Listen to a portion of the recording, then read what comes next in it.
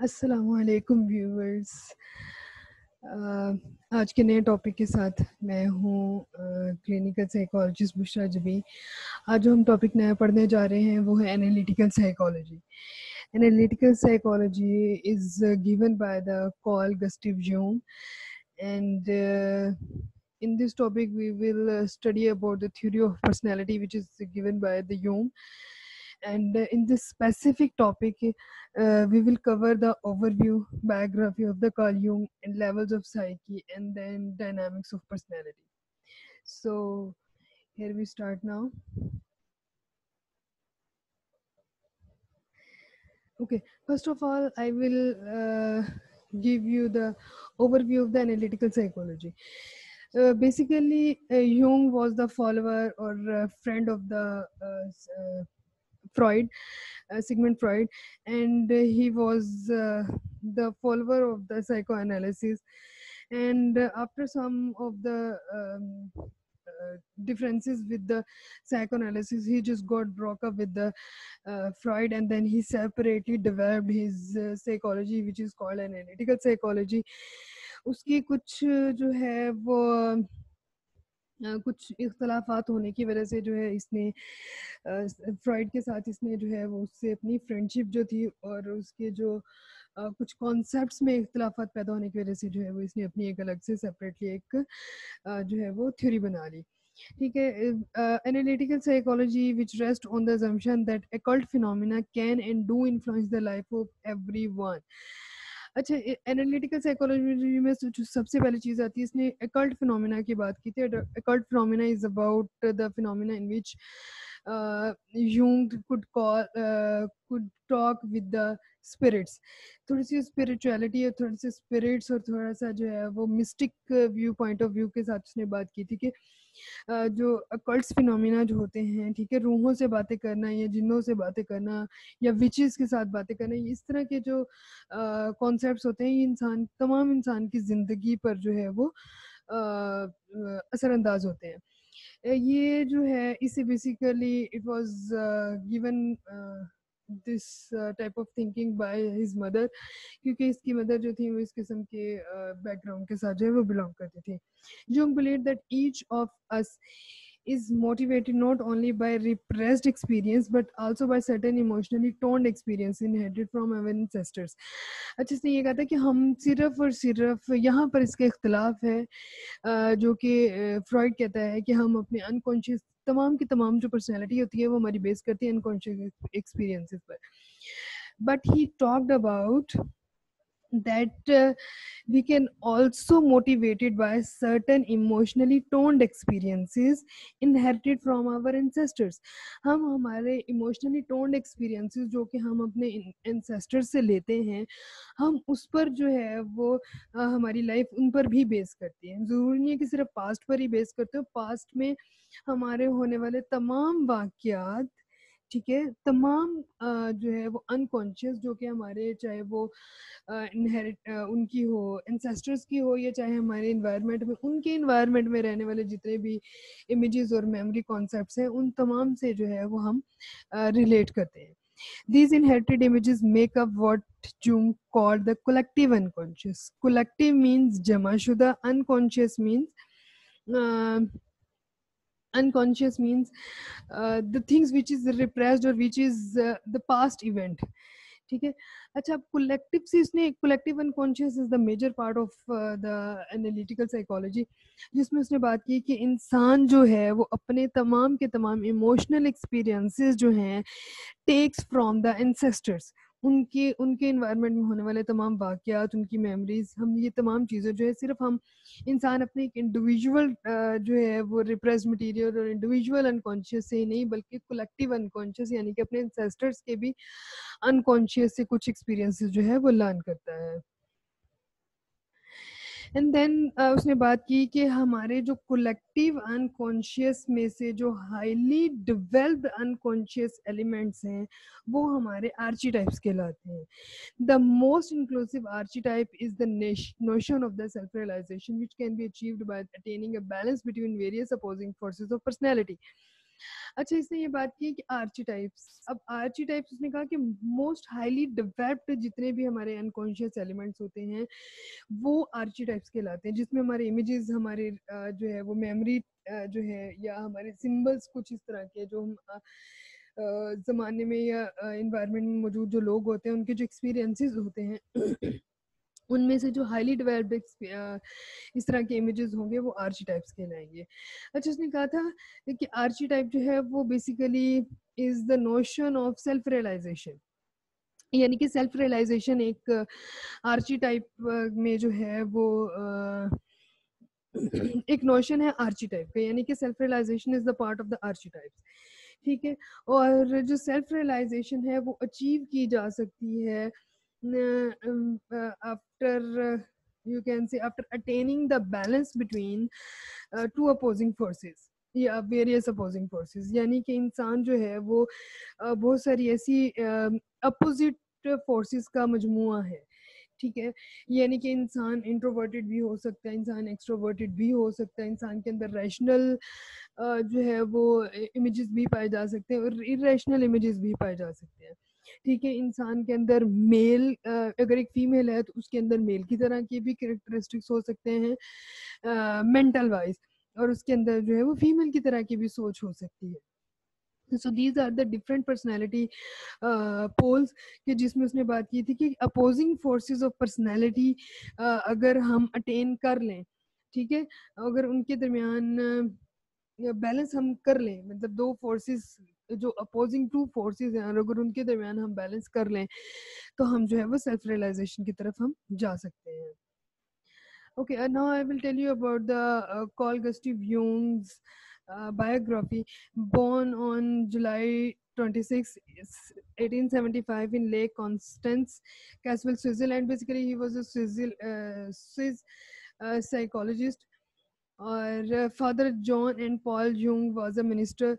Mother Emily Jung was the daughter of a theologian. Religious upbringing, occult background on mother side, as I've told you earlier. Middle of the three children, तीन बच्चे थे जिनमें से ये तीन siblings थे जिनमें से ये दरमियान वाले थे, और जो है वो उनसे जो छोटी बहन थी वो 9 साल छोटी थी, और उससे जो बड़ा भाई था died after 3 days। Okay, experienced an early separation from his mother. इसकी मदर के साथ जो है वो negative positive mixed feelings type जो था इसका, इसकी मदर के साथ जो है वो रिलेशनशिप था। He was basically an unhappy child, and in his very early age he became interested in dreams, and then even he experienced talking with the spirits। और जो है क्योंकि इसकी मदर का बैकग्राउंड थोड़ा इस तरह का जादू और पुरस्कार चीज़ों की तरफ जो था, so that is why he was the believer of these type of things के इंसान जो है वो रूहों के साथ इस तरह से बात कर सकता है। And he also experience that. Okay, इसके अंदर इसने अपने आप के अंदर इसने देखा कि I have a two different type of personalities, यानी कि personality one and personality two, which is according to the introvert and the extrovert. Okay, he was actually interested in the archaeology as a young student, but settled for medicine. Completed his medical degree from Basel University in 1900. Okay, dissatisfied with the relationship with Freud, they went their separate ways. As I've told you in the overview, that he was not satisfied with the relationship with the Freud because of some इसने कुछ चीज़ों पर जो है वो Freud की कुछ चीज़ों पर जो है वो इसने क्रिटिक किया था। Okay, had an apparent mother complex which was based on his volatile relationship with his mother. Not having a good relationship with mother spilled over into his relationship with women in his life, and his marriage life was also not the perfect type of और इसने जो है उसका काफ़ी although he had some relationship with the other girls too, and his wife already knows that he has some sort of relationship with the other girls.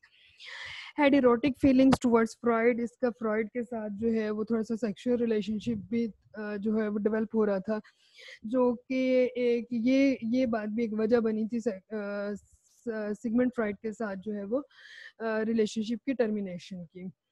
अच्छा, इसका एक और एक जो है वो बुजुर्ग एक बूढ़ा सा आदमी था, उसके साथ भी इसका जो है वो इसी तरह के जो है सेक्सुअल रिलेशनशिप्स बने। He just went through a very deep period of isolation. अच्छा, उस डीप पीरियड ऑफ आइसोलेशन में जब ये तमाम चीजें हो गई तो एक डीप पीरियड ऑफ आइसोलेशन में चला गया था। अब उस डीप पीरियड ऑफ आइसोलेशन के बाद जो है जब इसने अपने आप को समझा, अपने ऊपर रिसर्च की, अपने ऊपर देखा और क्या, तो इसे पता चला कि यार that I am having this type of differences with other people. तो इसने जो है उन बेसिस पर जो है वो अपना थ्योरी जो है वो डेवलप की। He taught medical psychology at the University of Basel, died on June 6, 1961 at the age of 85. Okay, he just gave the basic concept was his psyche concept, which was also against the Freud.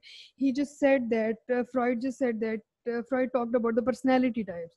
He molded that personality form into the psyche. अच्छा, इसने जो personality की term थी उसके लिए उसने जो term use की वो उसने साइकी की टर्म यूज की। He said psyche refers to all psychological processes, thought, feeling, sensation, wishes, and so forth. By psyche, I understand the totality of all psychic processes, conscious as well as unconscious. इसने कहा कि मुझे psyche पढ़ने के बाद जो है ना वो तमाम साइकिक प्रोसेस की समझ आई जिसमें हमारा कॉन्शियस भी था, अनकॉन्शियस भी था। ओके, फिर उसने कहा कि I understand a clearly democratic functional complex that can be described as the personality. ठीक है, वो तमाम उसने जो है वो फंक्शनल कॉम्प्लेक्सेस जो थे जितने भी उसने उसने तमाम को जब उसने बेहतर तरीके से अंडरस्टैंड कर लिया तो उसने कहा कि पर्सनैलिटी को ही जो है वो हम रिप्लेस करेंगे विद द साइकी के साथ। अच्छा, Jung used the term psyche and psychic rather than mind and mental to avoid the implications of consciousness in the later and to emphasize that the psyche embraces both conscious and unconscious process.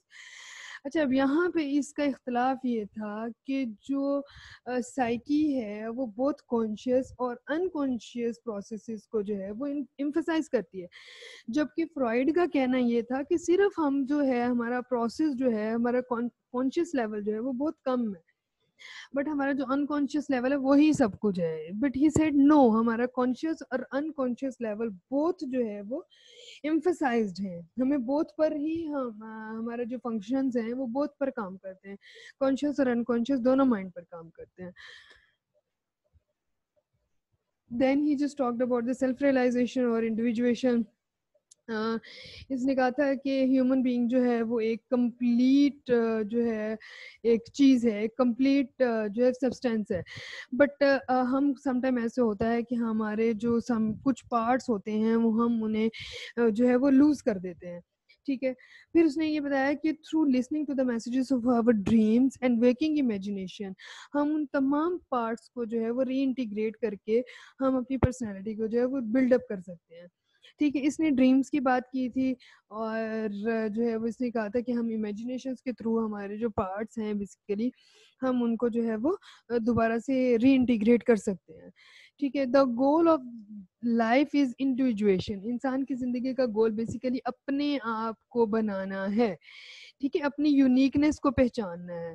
The process of coming to know, giving expression and harmonising the various components of psyche is basically called the individuation. If we realize our uniqueness, we can undertake a process of individuation and tap into our true self. अगर हम अपनी जो है वो self realisation कर लेते हैं और हम ये पता लग जाता है कि that how unique we are, तो हम जो है वो अपने इंडिविजुएशन के प्रोसेस को जो है वो ट्रू सेल्फ की तरफ हम अपने आप को लेके चले जाते हैं। अच्छा, फिर एक इसका इख्तलाफ और था जो कि इसका इख्तलाफ था जो है फ्रॉइड के साथ। अच्छा, अब इसने जो है Freud, as we all know that Freud have Freud emphasized on the libido and he said that libido is a sexual energy, but Jung said that libido is the psychic energy. Jung said कि libido सिर्फ हमें हमारी sexual desires को ही emphasise नहीं करती, ये हमारी हमारी स्ट्राइविंग सेंस को, हमारी डिजायरिंग्स को, हमारी विलिंगनेस को और जो है वो हमारी it seeks the balance and moves the person forward in the process of self realization. ठीक है, यानी कि ये सिर्फ हमारे अंदर साइकिक एनर्जी जो है वो एक प्रोसेस के तहत जहाँ पर हमें ज़रूरत होती है वहाँ पर हम जो है वो साइकिक एनर्जी यूज़ कर सकते हैं। ज़रूरी नहीं है कि सिर्फ ये सेक्सुअल एनर्जी की तरफ ही हम फोकस करें। वो हमारी सेक्सुअल एनर्जी नहीं है जो हमें कामों की तरफ मोटिवेट करती है, बट वो हमारी जो है वो ओवरऑल एनर्जी, हमारी साइकिक एनर्जी है, यानी कि हमारी वो एनर्जी है जो कि हमें सेक्सुअल डिज़ायर्स के अलावा ज़िंदगी में जो बाकी मोटिवेशनल काम होते हैं, हमें उनकी तरफ जो एनर्जी लेके जाती है, वो साइकिक एनर्जी होती है। सिर्फ़ ये सेक्सुअल एनर्जी नहीं होती लिबिडो। अच्छा, अब हम एक इम्पॉर्टेंट बात करेंगे सिंबल्स की, कि सिंबल्स क्या होते हैं और बेसिकली जो है वो यूंग ने सिंबल्स को कहाँ और किस तरह से यूज़ किया। I will tell you later in this slides. अच्छा, symbols refers to a name, term और picture that is familiar in daily life. As we all know कि सिंबल एक अलामत के तौर पर हम इस्तेमाल करते हैं। हम कहते हैं कि यार ट्रैफिक सिग्नल्स ये हैं, उनके ये सिंबल्स लगे हुए होते हैं। सिमिलरली वो सिंबल्स, उसने कहा कि वो ऐसे नेम्स, टर्म्स और पिक्चर्स हैं कि जो हम जिनमें जिनमें जिनको हम अपनी डेली लाइफ में जो है वो पहचानते हैं या जिनसे हम फेमिलियर होते हैं। अच्छा, it is a key to discovering feelings और preferences of which we are unaware. Symbols वो चीज़ें होती हैं जो कि हमारी फीलिंग्स और हमारे प्रेफरेंसेस जो कि मौजूद तो होती हैं इन्वायरमेंट में, बल्कि बट हम उनसे जो है वो अनअवेयर होते हैं। तो सिंबल उसने जो है कुछ इस तरह से दिए। उसने कहा many different symbols may be essentially equivalent और reflect the same reality. Dream symbols bring messages from the unconscious to the rational mind. उसने कहा था कि dream is also symbol which tells us about the future और about us the past. ठीक है, तो जरूरी नहीं है कि जो हम symbol is just dream are just type of symbol. ठीक है, सिंबॉलिकली वो हमें रिप्रेजेंट करते हैं। अब यहाँ पर जो है वो ड्रीम्स, क्योंकि ड्रीम्स की बात की थी उसने सिगमंड फ्रॉइड ने भी, तो जो है इसने भी ड्रीम्स की बात की थी। तो यहाँ पर जो है वो इसने यहाँ पर ड्रीम्स को एग्री किया था with the Sigmund Freud. Okay, now there is levels of psyche. Okay, this is the important part of his theory, that level of psyche. He just gave us the three basic levels of psychology, basic consciousness level of the psyche. And then there are further more psyche levels which we are going to be studied. Okay, Jung, like Freud, based his personality theory on the assumption that mind, psyche, has both a conscious and an unconscious level. Unlike Freud, however, Jung strongly asserted that the most important portion of the unconscious suffering not from the personal experiences of the individual but from the distant past of human existence, a concept called the collective unconscious. इसने कहा था कि Sigmund Freud ने बात की सिर्फ और सिर्फ अनकॉन्शियसनेस लेवल की। ठीक है, बट हम सिर्फ एक पर्सन के पर्सनल अनकॉन्शियसनेस की हम बात नहीं करते, बल्कि हम जो है वो हमसे पिछले गुजरने वाली जितनी ह्यूमन एग्जिस्टेंस है, ठीक है, हम उनके एक्सपीरियंसेस को भी जो है वो काउंट में लाते हैं। यानी कि हम अपनी जो है but from the distance pass concept. ठीक है, हम हमारे सिर्फ पर्सनल जो है वो अनकॉन्शियस पर्सनल अनकॉन्शियस इंपॉर्टेंट नहीं है, but the past of human existence से लेकर या जो हमारे एंसेस्टर्स हैं उनसे उनकी जो हमारे पास अनकॉन्शियस लेवल है वो भी हमारे लिए जो है वो मैटर करता है। Of lesser importance of Jungian theory are the conscious and personal unconscious. अच्छा, इसने जो है वो ज़्यादातर जिसका फोकस था वो कलेक्टिव अनकॉन्शियस पर था, जो कि मैं आपको प्रीवियस बता चुकी हूँ कि कलेक्टिव अनकॉन्शियस बेसिकली है क्या। ठीक है, हमारे ह्यूमन एग्जिस्टेंस यानी कि पास्ट ह्यूमन एग्जिस्टेंस जो हमसे पहले वाले लोग मौजूद हैं, हम उनकी एक्सपीरियंसेस से भी जो है वो हम उनकी एक्सपीरियंसेस भी लेते हैं। सिर्फ पर्सनल अनकॉन्शियस में सिर्फ हमारा ही जो है वो एक्सपीरियंसेस नहीं होते, बल्कि हम कलेक्टिव अनकॉन्शियस पर काम करते हैं। कलेक्टिव अनकॉन्शियस में हमारे जो एंसेस्टर्स हैं उनके भी एक्सपीरियंसेस जो हैं वो इंक्लूड करते हैं। अच्छा, इसने कॉन्शियस और पर्सनल अनकॉन्शियस पर जो है वो थोड़ा सा कम फोकस किया था, and he just focused on the collective unconscious. अच्छा, अब यहाँ पर जो है वो हम पढ़ते हैं लेवल्स ऑफ साइकी, जिसमें कॉन्शियस ईगो है। Conscious images are those that are sensed by the ego, whereas unconscious elements have no relationship with the ego. उसने कहा था कि कॉन्शियस इमेजेस जो हैं वो ईगो के थ्रू हम सेंस करते हैं, वेयर अनकॉन्शियस एलिमेंट्स, उनका कोई ईगो के साथ रिलेशनशिप नहीं है। Ego is the centre of consciousness but not the core of personality. Ego is not the whole personality but must be completed by the more comprehensive self, the center of personality that is largely unconscious. अच्छा, इसने self पर काम किया था, ठीक, एक person के individuation पर काम किया था, एक पर्सन पर काम किया था। जैसे I have told you earlier that self realization पर इसका जो है वो काम करता है। इसने कहा था कि ego is the centre of the consciousness but not the core of the personality, ठीक है। Ego is not the whole personality but must be completed by the more comprehensive self, ठीक है। जो मोर कॉम्प्रिहेंसिव सेल्फ है is the centre of personality that is largely unconscious, ठीक है। Self जो है वो लार्जली अनकॉन्शियस है, but ego is not the whole personality, it must be completed by the comprehensive self. Okay, level of psyche then आगे जो है वो हम कॉन्शियस ईगो की जो मैं आपको बताती हूँ कि what is conscious ego. Psychologically healthy person, the ego takes a secondary position to the unconscious self, ठीक है। ईगो की जो है, क्योंकि उसने बात की थी कि ईड ईगो एंड सुपर ईगो की बात की, तो उसने ईड और ईगो को जो है वो वहां पर ईगो को उसने मीडिएटर कहा था, तो इसने भी ये कहा कि ईगो की जो है सेकेंडरी हैसियत है, ईगो जो है वो पहली पोजीशन नहीं रखता अनकॉन्शियस सेल्फ में। पर्सनल अनकॉन्शियस, अच्छा, अब इसने जो है वो बड़ा अच्छा सा एक वो दिया हुआ difference between the personal unconscious and the collective unconscious. अच्छा, पर्सनल अनकॉन्शियस जो है वो उसमें हमारे तमाम यानी कि पर्सन से रिलेटेड, इंडिविजुअल से रिलेटेड जितने भी रिप्रेस्ड, फॉरगॉटन और सब्लिमिनली perceived experiences of one particular individual. It contains the repressed infantile memories and impulses, forgotten events and experiences originally perceived below the threshold of our consciousness level.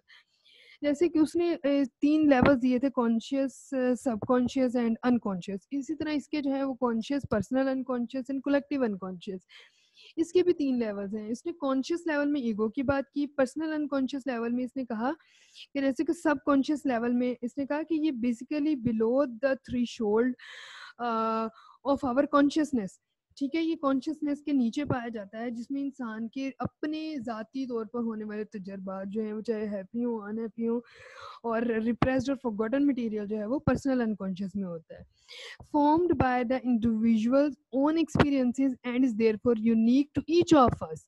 Individual की अपने experiences से जो है वो बनता है, तो इसलिए जो हर बंदे के लिए इसके जो है वो यूनिक होता है।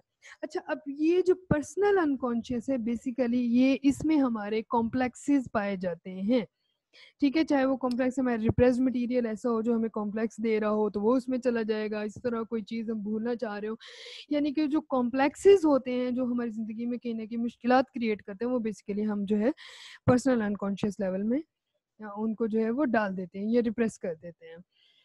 अच्छा, personal unconscious, a complex is an emotionally toned कॉन्ग्लोमरेशन of associated ideas.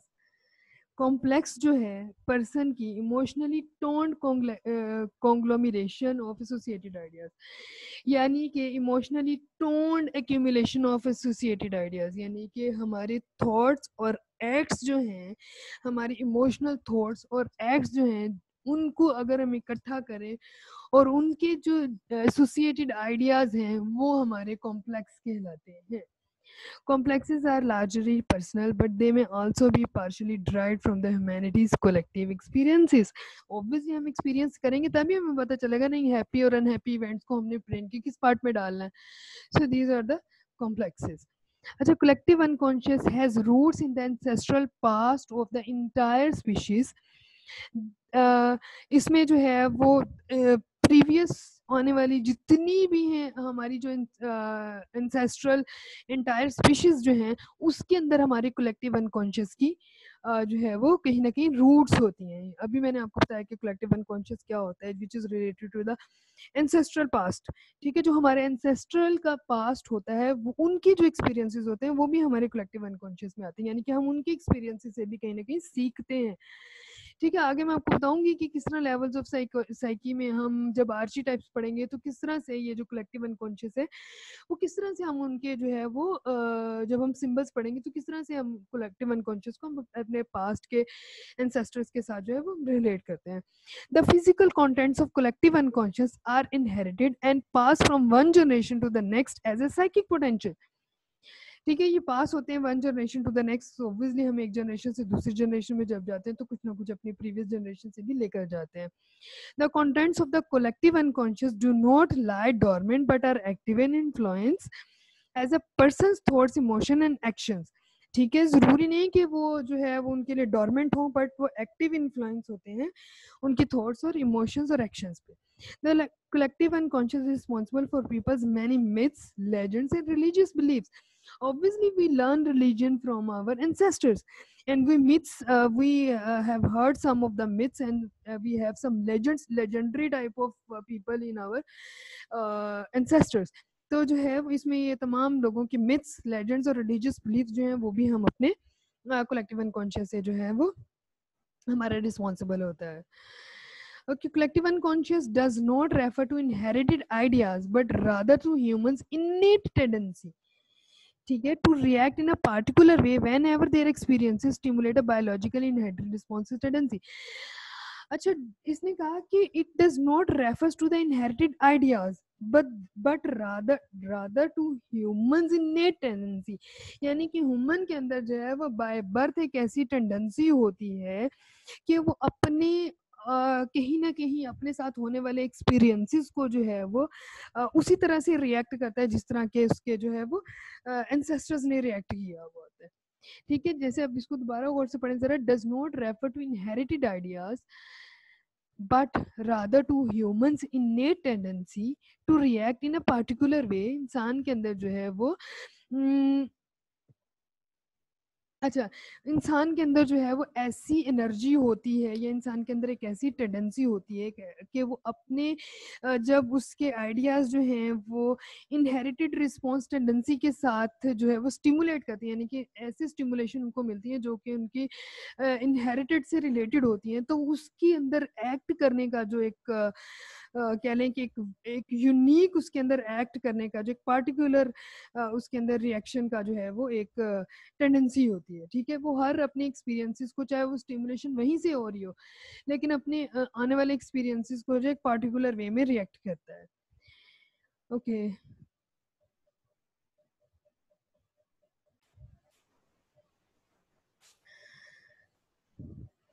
Okay, so humans, the next we talk, humans like other animals come into the world with inherited predispositions to act or react in a certain ways if their present experiences touch on these biologically based predispositions। वो बात करते हैं कि like other animals human भी जो है वो inherited प्रीडिस्पोजिशंस के साथ जो है वो इस दुनिया में आए or they act or react in certain ways if their present experiences touch on these biologically based dispositions। अगर उनके जो प्रेजेंट एक्सपीरियंसेस जो हैं वो बायोलॉजिकली बेस्ड डिस्पोजिशंस को अगर टच करेंगे या उनकी बायोलॉजिकली जो डिस्पोजिशंस हैं, प्री डिस्पोजिशंस जो हैं, अगर उनको कोई स्टिमुलेट आता है, उनको कोई चीज़ स्टिमुलेट, उनके प्रेजेंट एक्सपीरियंसेस अगर स्टिमुलेट करते हैं उनके बायोलॉजिकल बेस्ड प्री डिस्पोजिशंस को, तो उनके अंदर जो रिएक्शन की जो टेंडेंसी है वो उनके अंदर जो है वो पार्टिकुलर वे में उसको जो है रिएक्ट करते हैं।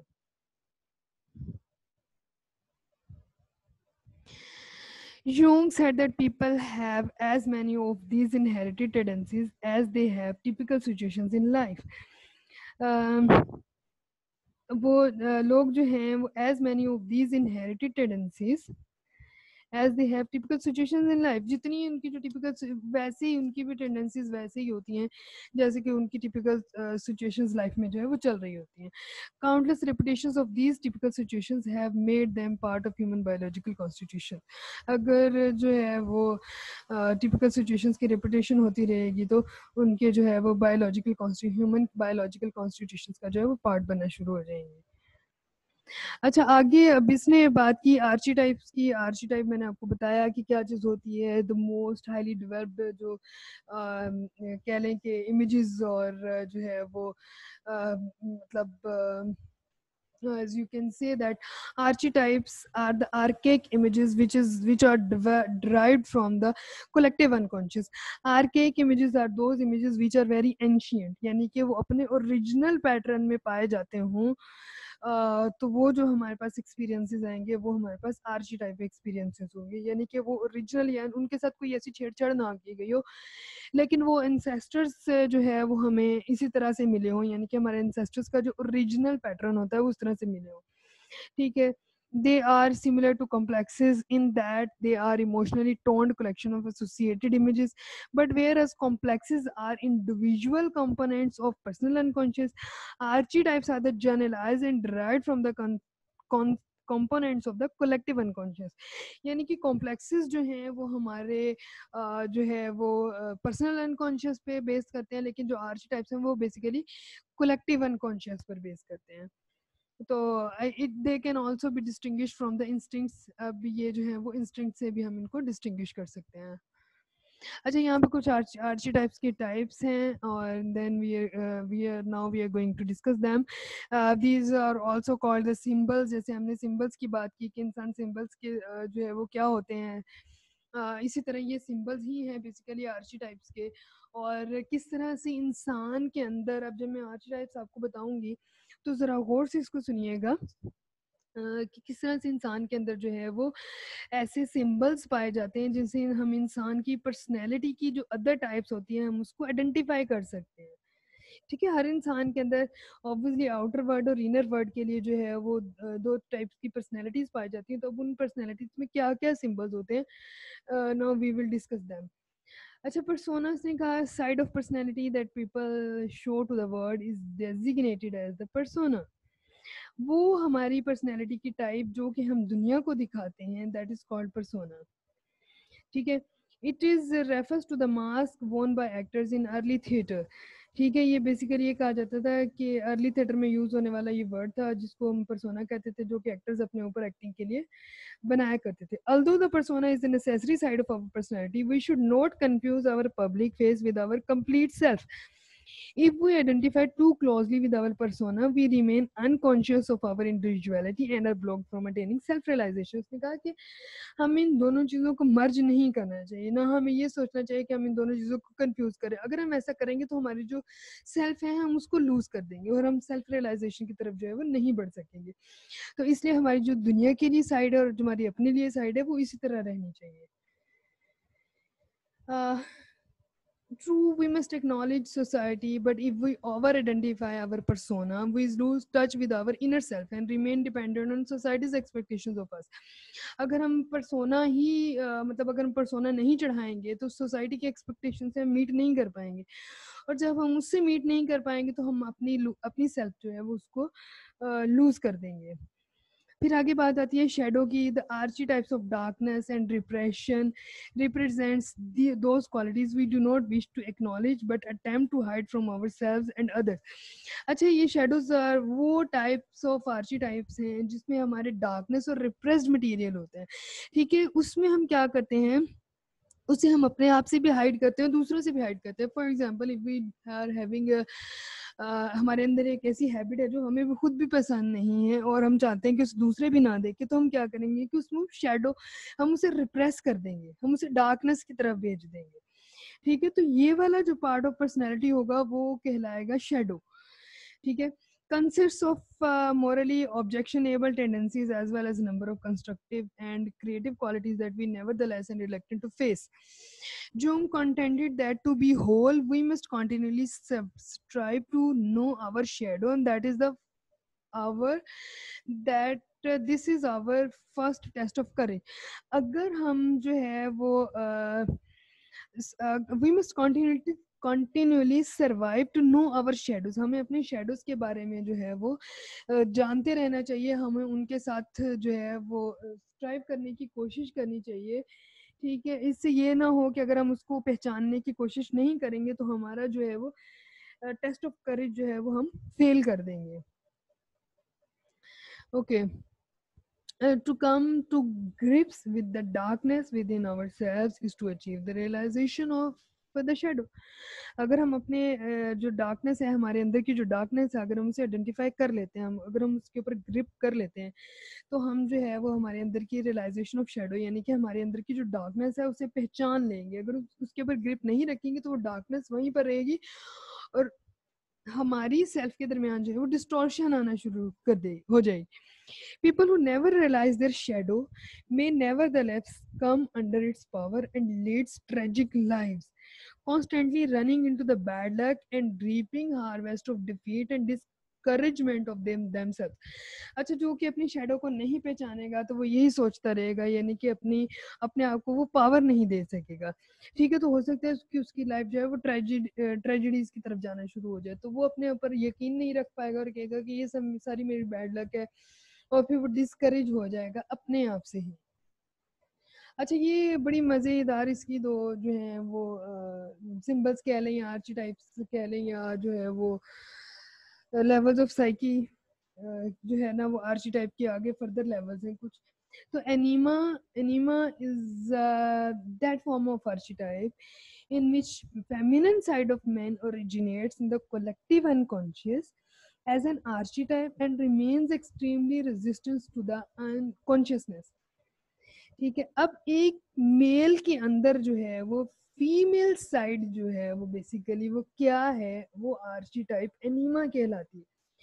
To master the projections of anima, men must overcome intellectual barriers, delve into the far recesses of their unconscious, and realize the feminine side of their personality. इसने कहा कि जो फेमिनिन साइड ऑफ मेन है, ठीक है, वो उसके collective unconscious की तरफ से उसे मिलती है. ठीक है, अगर हम प्रोजेक्शन ऑफ जो है एनीमा को मास्टर करना चाहते हैं, इंसान को जो है उनके जो इंटेलेक्चुअल बैरियर्स हैं उसको ओवरकम करना पड़ेगा. यानी कि ये ना हो, देखें अब अभी मैंने आपको बहुत अर्ली उस फेज में बताया कि जो हमारे पास जो हमारे अंदर अपोजिट फोर्सेस हैं, अगर उनके दरमियान बैलेंस ना हो तो हम सेल्फ रियलाइजेशन की तरफ नहीं जा सकते. इसी तरह अगर एक इंसान के अंदर फेमिनिन साइड जो है एक मेल के अंदर बहुत ज्यादा बढ़ जाए तो हम सेल्फ रियलाइजेशन की तरफ नहीं जा सकेंगे. ठीक है, and then there comes the other description of the anima originated from early men's experiences with women, mothers, sisters and lovers. अगर उसका ज़्यादातर फीमेल्स के साथ जो है वो कांटेक्ट रहेगा तो उसके अंदर ये जो है वो फेमिनिन साइड उसके अंदर जो है वो डेवलप होना शुरू हो जाएगी. Can be sources of much understanding in male female relationship. इससे उसके रिलेशनशिप जो है वो डिस्टर्ब हो सकते हैं. But it may also be responsible for luring mistake women has in psyche of men. अच्छा, enema, a man may dream about a woman but no definite image and no particular identity. The woman represents no one from his personal experience but enters his dream from the depths of his collective unconscious. The enema need not appear in dreams as a woman but can be represented by a feeling or mood. ठीक है, ज़रूरी नहीं है कि उसके अंदर वो जो है उसके ड्रीम्स में आती हो या कुछ इस तरह, बट उसकी फीलिंग्स और मूड्स में भी जो है वो फीमेल्स की तरह से जो है उसका बिहेवियर होगा. It influences the feeling side in man. ये इंसान के अंदर जो उसकी फीलिंग्स को इन्फ्लुएंस कर सकती है और जो उसकी इरेशनल मूड्स और फीलिंग्स को डिस्टर्ब कर सकती है. ये वाली अगर साइड उसके अंदर फेमिनिन साइड जो है ज़्यादा गालिब होगी तो. अच्छा, ये सेम एनिमस जो है is the same vice versa of the anima. इसमें जो है वो मेस्कुलिन आर्ची टाइप होगा, यानी कि मेस्कुलिन टाइप ऑफ फीलिंग्स होंगी इन द वुमेन. ठीक है, उनके अंदर थिंकिंग और रीजनिंग की जो एबिलिटीज हैं या जो इंटेलेक्चुअल एबिलिटीज हैं वो उनके अंदर जो है वो मेल की तरह होंगी. अच्छा, it is capable of influencing the thinking of a man women, ये ऑब्वियसली वुमेन की थिंकिंग को जो है वो इन्फ्लुएंस करेगा। It does not actually belong to her, जो कि एक्चुअली उससे बिलोंग नहीं करती होंगी, लेकिन फिर भी उसके अंदर जो है वो इस मैनली टाइप फीलिंग्स जो है वो उसके अंदर डेवलप होंगी। Like enema, the एनिमस appears in dreams, visions and fantasies in personified form. ठीक है, अनीमा जो है वो एनिमस जो है वो is also appears in the form of dreams, visions and fantasies. यानी कि उसके अंदर बॉडीली नहीं है, चाहे वो अनीमा है चाहे वो एनिमस है, ये अपोजिट जेंडर के अंदर बॉडी वाइज नहीं पाया जाएगा, लेकिन उनके मूड्स, फीलिंग्स और उनके जो ड्रीम्स है या उनकी फैंटेसीज जो है, यानी कि उनकी थिंकिंग के अंदर ये साइड ऑफ जो है वो आर्chetype पाई जाएगी।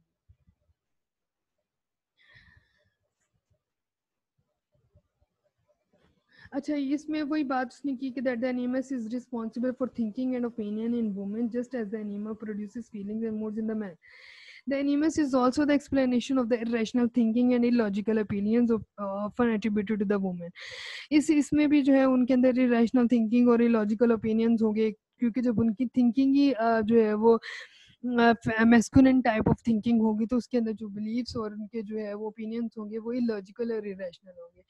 If a woman is dominated by the man side, no logical or emotional appeal can shake her from her prefabricated beliefs. अगर उसके अंदर जो है वो एनिमस साइड जो है वो डोमिनेट होगी, तो कोई भी उनके बिलीव्स को जो है ना वो शेक नहीं कर सकता। It's difficult to shake their believes. अच्छा, अब ये बात आती है ग्रेट मदर की। ये बड़े एक इंटरेस्टिंग सा आर्ची टाइप उसने बताया। उसने कहा कि मदर का कॉन्सेप्ट जो है, जैसे मैंने आपको बहुत पहले बताया कि जो कलेक्टिव अनकॉन्शियस में हमारे पास कुछ चीज़ें ऐसी हैं, हमारे एंसेस्टर्स या हमारे प्री एग्जिस्टिंग ह्यूमन स्पीशीज की कुछ चीज़ें ऐसी हैं जो एज सच जो है वो हमारे तक, हमारे कॉन्सेप्ट जो हैं वो एग्जिस्टिंग मौजूद चीज़ों पर जो है वो हम बिलीव करते हैं। तो जब जैसे अभी मैं आपको अगर बताऊं तो मदरली नेचर शुरू से ही पाई जाती है कि मदर जो है वो उसकी नेचर बड़ी पॉजिटिव होती है और जो है वो बड़ी नर्चरिंग उसकी नेचर होती है एक मदर की। ठीक है, तो यहाँ पर ये कॉन्सेप्ट्स भी हमारे, ये आर्चीटाइप्स भी, क्योंकि ये कलेक्टिव अनकॉन्शियस में है ये, क्योंकि लेवल्स, तो जो है ये जो ये वाला जो आर्चीटाइप है great mother, it's also from the from the collective unconscious.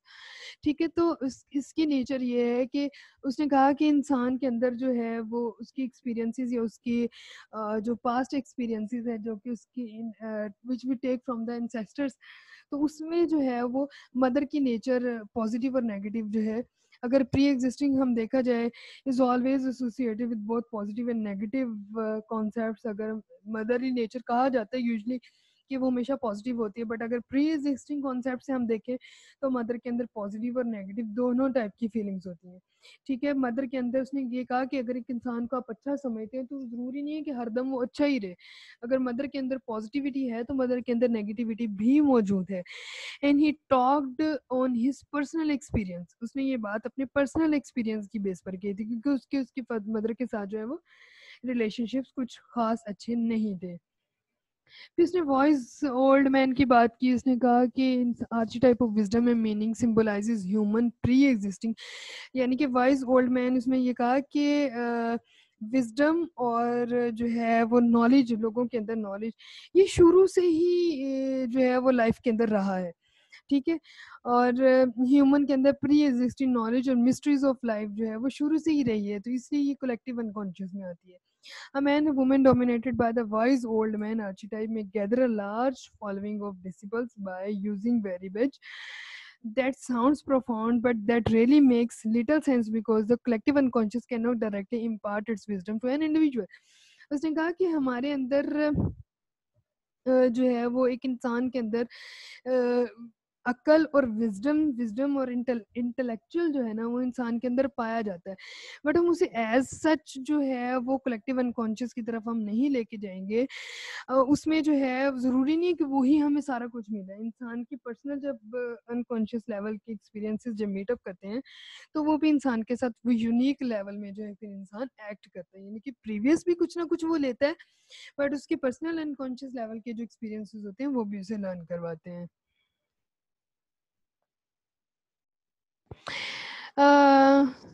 As he said that he appears in fairy tales as the king, the sage or the magician who comes to aid of troubled protagonist. यानी कि उसने फिर example दी कि जैसे कि हम देखते हैं कि अगर किसी फेरी टेल में हम देखें जो किंग होता है वो हमेशा से वाइज होता है, यानी कि लोग उससे फिर जो है वो कुछ ना कुछ विजडम की जो है वो चीज़ एडवाइजेस लेते हैं। तो इस तरह जो है वो हमारे पास हमारे इन्वायरमेंट में भी जो मौजूद लोग हैं उनके अंदर भी विजडम है जिनसे हम जो है वो अपनी हेल्प लेते हैं। इसी तरह हीरो को उसने बताया, hero is also that type of archetype represented in mythology and legends as a powerful person, sometimes part god, who fights against great odds to conquer or vanish evil in the form of dragons, monsters, serpents. An immoral person with no weakness cannot be a hero. ठीक है, एक person जो जिसके अंदर immorality होगी और उसके अंदर कोई वीकनेस नहीं होगी तो वो हीरो भी नहीं माना जाता। The image of the hero touches an archetype within us, as demonstrated by our fascination with the heroes of the movies, novels, plays, and television. When the hero conquers the villains, he or she frees us from being feelings of impotence and misery. At the same time, serving as our model for right. अच्छा, उसने कहा कि जब हम hero बनते हैं, इंसान के जो आर्चीटाइप की जो एक फॉर्म ऑफ हीरो है, तो when we become the hero तो हम जो है वो अपने आप को फीलिंग ऑफ इम्पोर्टेंस और मिजरी की जो फीलिंग्स होती हैं ना, हम उससे अपने आप को फ्री करवा देते हैं। यानी कि अब जो भी करना है हमने अपने लिए करना है, हमने अपना खुद हीरो बनना है, तो उससे जो है वो मिजरी की फीलिंग से जो है वो गेट आउट उससे हम कर सकते हैं। फिर उसने बात की सेल्फ की। उसने कहा कि Jung believed that each person possesses an inherited tendency to move toward growth, perfection, and completion, and he called this innate disposition the self. The most comprehensive of all archetypes, self is the archetype of archetypes because it pulls together the other archetypes. And अच्छा, इसने क्योंकि self realisation की बात की तो इसने कहा था कि जितने भी हमारे जो है हमारी टेंडेंसी होती है to move towards growth perfection, ठीक है, वो हमारी सेल्फ कहलाती है। यानी कि हमारे जितने प्रीवियस हमने आर्chetypes पढ़े, जब हम इनको पुल टुगेदर करने की कोशिश करते हैं तो हम किस तरफ जाते हैं, हम सेल्फ की तरफ जाते हैं। ठीक है, हम यानी कि हम सेल्फ रियलाइजेशन कर रहे होते हैं कि सेल्फ रियलाइजेशन बेसिकली है क्या। Okay, it also possesses the conscious and personal unconscious components, but is mostly formed by the collective unconscious images. इसमें हमारे conscious, personal, unconscious भी होते हैं, but हम जो ज़्यादातर हम इसमें part लेते हैं वो हम collective images से लेते हैं, collective unconscious images से लेते हैं। As an archetype, the self is symbolized by the person's ideas of perfection, completion, and wholeness, but its ultimate symbol is the mandala. Mandala represents the strivings of collective unconscious for unity, balance, and wholeness of the self. अच्छा, यहाँ पर जो है वो इसने दिया हुआ है कलेक्टिव अनकॉन्शियस की, किस तरह से कलेक्टिव अनकॉन्शियस की जो बाकी हमारे अंदर परसोना है, एनीमा है, एनिमस है और शेडोज हैं और जो बाकी की इसके जो एलिमेंट्स हैं आर्chetypes के, तो वो कलेक्टिव अनकॉन्शियस तो बेसिकली तमाम के सेंटर में रहेगा। ठीक है, कलेक्टिव अनकॉन्शियस से ऊपर वाली जो ये ब्लू वाली लेयर है ये हमारी पर्सनल अनकॉन्शियस रहेगी और जो ये स्किन सी जो लेयर है ये हमारी कॉन्शियस रहेगी, यानी कि कॉन्शियस में हमारी ईगो काम करती है और जो हमारा डार्केस्ट पार्ट है, जो हमारा बिगेस्ट पार्ट है, वो हमारा कलेक्टिव अनकॉन्शियस है। So here is it and then there comes the dynamics of personality. Dynamics of personality हमारे पास जो है बेसिकली आते हैं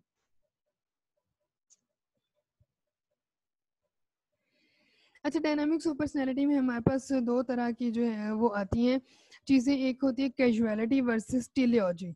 ठीक है, कैजुअलिटी जो है वो हमारी पास्ट इवेंट्स होते हैं, टेलियोलॉजी जो है वो हमारी फ्यूचर इवेंट्स होते हैं।